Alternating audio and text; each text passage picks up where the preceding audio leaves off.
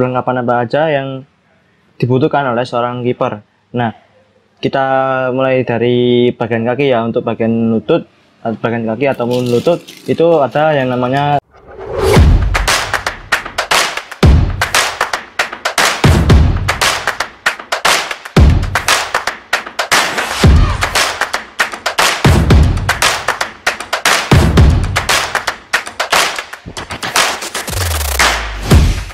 Oke bro, ketemu lagi dengan saya Alvandi Decanugroho di video channel YouTube Rambutan Store.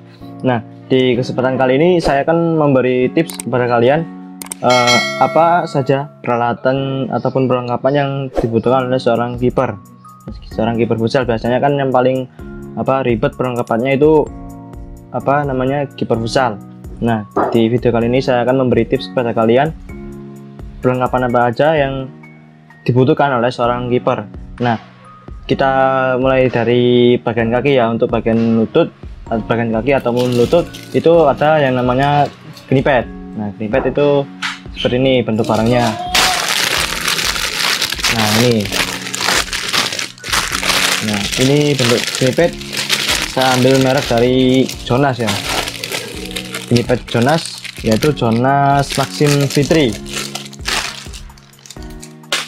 Nah, kenapa kiper itu wajib mempunyai knee pad? Nah, untuk knee pad ini biasa disebut sebagai pelindung lutut supaya untuk meminimalisir lutut itu sering kontak dengan lapangan futsal. Biasanya itu ketika si kiper ini mau cross dan juga split, itu biasanya yang paling sering benturan yaitu bagian lutut. Jadi untuk pelindung lututnya harus pakai ini yang namanya knee pad. Nah, knee pad sendiri ini untuk lapisan busanya ini sangat tebal ya, sangat tebal. Dan juga kalau misalkan ketika kita terjadi gesekan dengan lapangan itu enggak terlalu sakit ya untuk bagian lututnya. Nah, ini kalau menurut saya itu harus wajib untuk sebagai kiper itu biasanya harus pakai ini yang namanya knee pad. Nah, ini buat teman-teman yang biasanya posisinya kiper tapi nggak pakai knee pad, pastikan lututnya itu pasti terasa sakit. Nah, kalau misalkan akselerasi split maupun cross dan juga loncat itu pastikan yang paling sering benturan itu bagian lutut. Jadi kalau misalkan untuk meminimalisir supaya lutut itu tidak mudah cedera, nah harus pakai ini namanya knee pad. Nah, saya kembalikan dulu. Nah, untuk bagian siku ya, siku itu ada yang namanya elbow pad.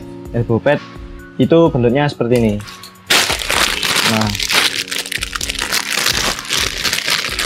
ini masih sama dengan Jonas. Ini cuma bagian si elbow padnya. Elbow pad yaitu digunakan untuk pelindung siku. Selain bagian lutut yang sering kontak dengan lapangan, dan juga biasanya itu bagian siku itu juga sering juga kontak dengan lapangan. Biasanya kalau misalkan terbang terus mau jatuh itu kan biasanya itu bagian siku juga yang paling sering kontak dengan lapangan. Nah, untuk lapisan busanya itu juga sangat tebal. Jadi kalau misalkan ketika siku benturan dengan lapangan, jadi nggak sakit. Nah, untuk elbow pad ini wajib dipunyai oleh seorang kiper. Kalau kalian melihat kiper-kiper futsal profesional itu biasanya pasti menggunakan yang namanya knee pad dan juga elbow pad. Nah, untuk bagian kepala itu mungkin ya nggak terlalu wajib ya, istilahnya itu nggak terlalu penting, tapi cuma ada beberapa itu kiper futsal yang sudah menggunakan pelindung kepala.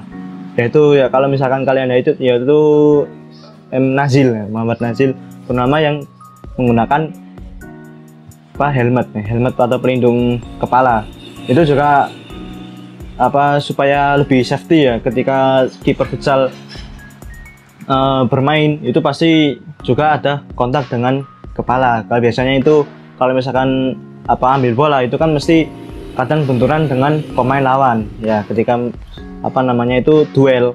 Nah, duel antar pemain pasti kan si kiper ini itu menyerahkan seluruh tubuh itu untuk melindungi gawangnya. Nah, kalau misalkan menurut saya itu pasti yang paling merepotkan itu adalah kiper. Nah, kiper karena dari perlengkapannya itu harus safety, dan juga untuk tugas si kiper selain menjaga gawang dan juga menghalau lajunya bola dari lawan ya, melindungi bola dari gawang, dan juga